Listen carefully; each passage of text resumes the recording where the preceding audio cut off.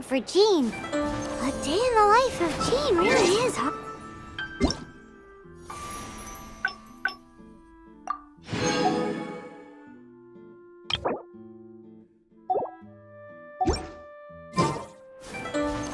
Wonder how she's...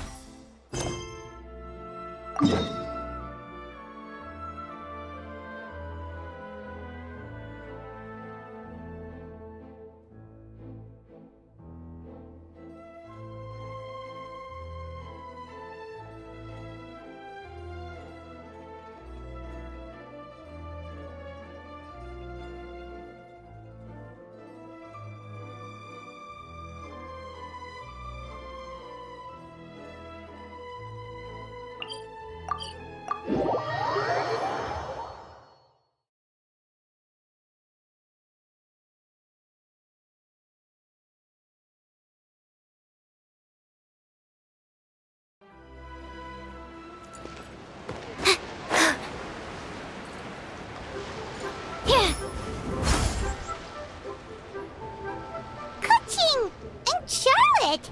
I never thought she'd see you two together. Nice to see you again, Traveler and Paimon. Oh, we're not interrupting anything, are we? Not at all. I wasn't in the middle of an interview or anything. I was just asking Miss Kuching about purchasing a kite.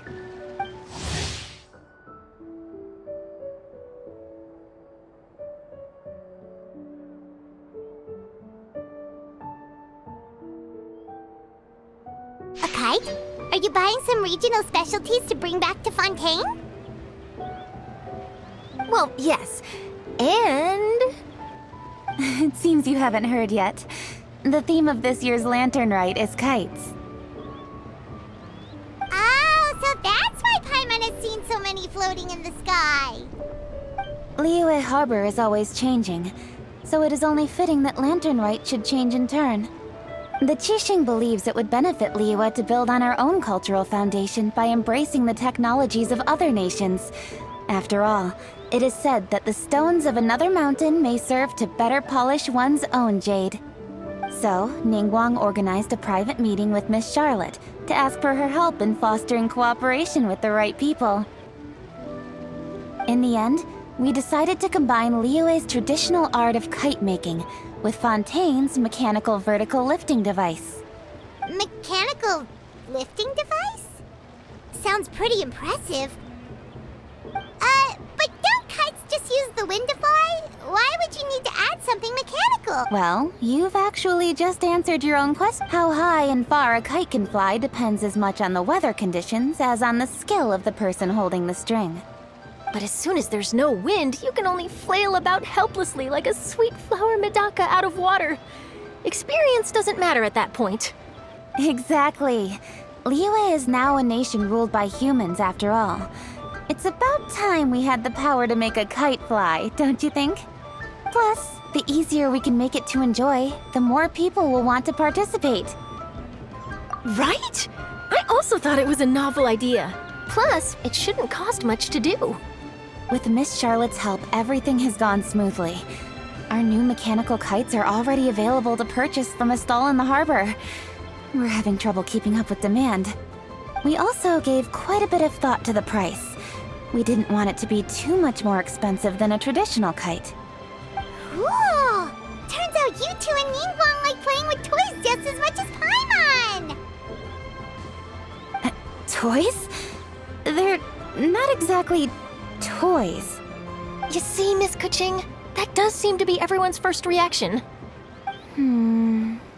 Although kites are one of our most time-honored cultural relics, outside of their use in certain ceremonies, I suppose they're considered playthings more than anything now. But to me, there's so much more than that.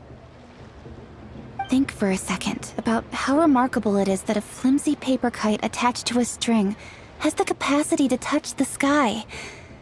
It is this slight piece of paper that also carries the weight of Liyue's cultural traditions.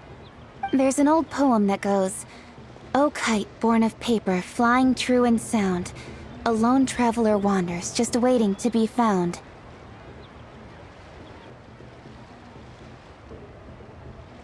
In the past, poets from Liyue used kites to symbolize a feeling of longing, or evoke the peacefulness of idyllic rural scenery. If the people of today can derive enjoyment from this activity, they will not only be more likely to better appreciate the tradition, but also to pass it down to the people of tomorrow.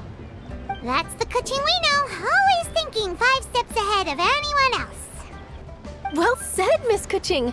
I've learned quite a bit myself. As long as you're willing to listen, I'm happy to share.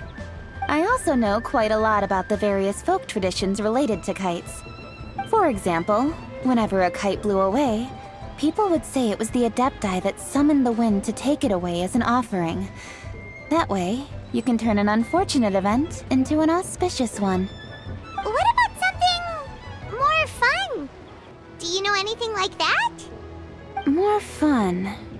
Let me think. Oh, I suppose we should first talk about how kites are made. It's another one of our precious forms of traditional craftsmanship. My grandfather told me that, back when he was a boy, children learned the art of kite making step by step from their elders.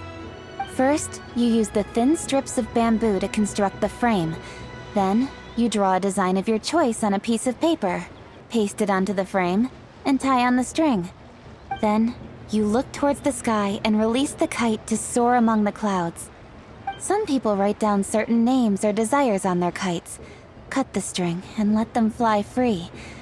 Others may place particular thoughts or meaning into the design itself.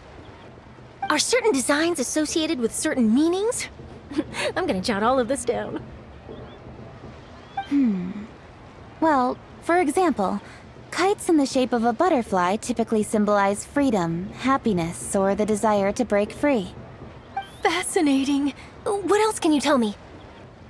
The scissor-tailed swallow is the most classic design. It symbolizes good fortune and joyful tidings. Different colors also have small variations in meaning. Are these commonly understood meanings and symbols in Liyue? Kind of like the language of flowers in Fontaine. I believe so.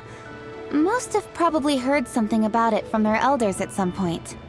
If you're interested, Miss Charlotte, I have several books on the topic that I could lend you. They could be a useful reference. That would be a huge help! Great! Looks like I've got the outline for quite the article on my hands.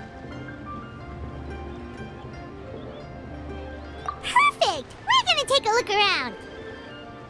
Then I'll show Miss Charlotte to my home for a little while. I almost forgot.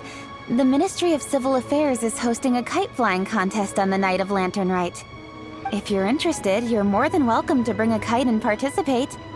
The rules are simple. Whoever flies their kite the highest and furthest within the time limit will receive a special honor along with a secret prize. I've already prepared more than enough empty film for the event. I can see the spectacle already. Oh, Paimon was on board the moment you said secret prize. Then I'll look forward to seeing your performance. You bet! See you then!